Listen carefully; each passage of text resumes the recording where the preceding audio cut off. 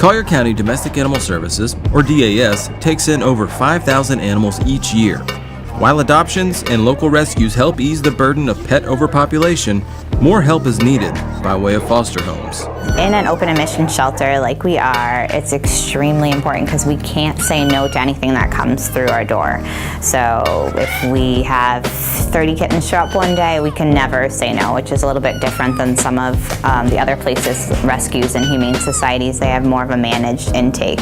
So when they're full, they can just say no. We don't have that opportunity here. So whether they're sick or too small or injured, we have to say yes. So we have to find space for everyone. While the need to make space for additional animals is there, it is not the sole reason for the need of fosters. There are a number of different types of foster. There are medical fosters, behavioral fosters, fosters in which maybe the animal just needs to grow a little more and mature. There have been cases of surgery where the dog needed, again, just to rest and recuperate, not in a shelter environment where it's more stressful for them. We're lucky as an open admission shelter, we don't have a time limit for animals, so we don't give them 6 months or so on. We keep them as long as they're happy and healthy. We keep trying to find them a home, but it does result in some animals that are here for long periods of time. It's extremely important because there is a huge pet overpopulation, not just in Collier County, it's all over the United States. And fostering is not just good for the animals, but for the foster families as well. My kids are involved and my husband is involved and they all love it as well. So it started off, I had a spare bedroom and that's where I was just putting all my fosters in there. But then my daughter would start spending a lot of time in there, and when kitten season hit, they said, well, what if we put 1 or 2 in your room? And now she's hooked for life. She wants kittens in her room all the time now too. Yeah, it's a great experience for a whole family just to see the process and know that you're doing something or a little piece of helping, which is just a huge community issue. Yes. Good boy. Being a foster is probably one of the most rewarding things that you can do if you love animals. You know, and I always say, if you are in a position where maybe you can't own an animal of your own for whatever reason, but you really miss the time that you could spend with one, fostering is the way to go. And my husband, who will roll his eyes and sigh when I bring home or sneak home another set of kittens, he's the first one up in the morning. He feeds everybody. He spends time with them. So it's been, I can't imagine my life without some foster kittens in our home.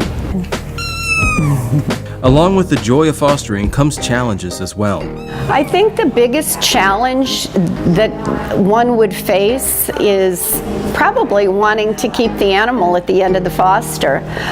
You do get very attached because you're nurturing this particular animal, but you have to know that if you get to the end of the time period and it's time for the animal to go back, you can get another one. There's always one more. There's always another one in need. That's always the hardest part, is when it's time to bring them back and you are attached and there is crying. But if you keep in your mind, there's another group that's in the back waiting for the chance that the ones you just brought had, it makes it so much easier, and it's the most rewarding. It's mentally rewarding, it's emotionally rewarding, it's just the best thing. As the number of cats and dogs that come into the shelter rises, the need for foster families grows as well. All you need is just the compassion and the want to help. That's really what we need. If you want to help, this is the best way to do it. Not everybody can adopt, not everybody wants the commitment, and this is the perfect way to help out and save some little kitten lives. Do it. Sign up and do it. Even if you're afraid, just take that chance. Just say, all right, I'm going to foster this one time. Just go with that and see how it goes, and I guarantee that you'll be hooked and you'll want to foster again and again and again. Give it a shot. I mean, bring home a single animal, whether it's a puppy, a dog, or a kitten, and kind of get your feet wet with that, and just really see how this can change your life and their life. It is absolutely the most rewarding thing that you will do. It's extremely rewarding. They just want to help, and this is how they can do it. And it's nice to be able to bring them back and take more. The process to apply to be a pet foster is simple, and DAS provides the needed supplies to foster families. If you are unable to foster and would still like to help, there are other ways. If you can't foster and you can't adopt, volunteer. Just coming down, spending time here. We always need, especially during the summer, we definitely need more volunteers. Same situation, a lot of our volunteers are seasonal.